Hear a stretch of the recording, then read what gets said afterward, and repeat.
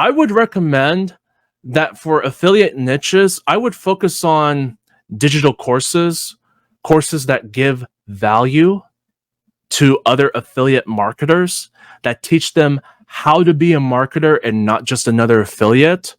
Those are the kind of programs that I would get involved with versus those that are selling physical products. Now, I'm not saying that physical affiliate products are not good. I'm just simply saying that from my own experience, I have been finding that if you focus on selling other people's products, in particular digital courses, done for you systems, that will help you become more profitable in affiliate marketing, but you still got to learn how to market.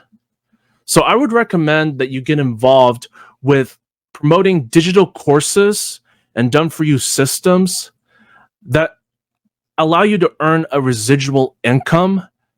And also, one of them needs to be tier 2 based, or in other words, you have the ability to earn passive income from those products.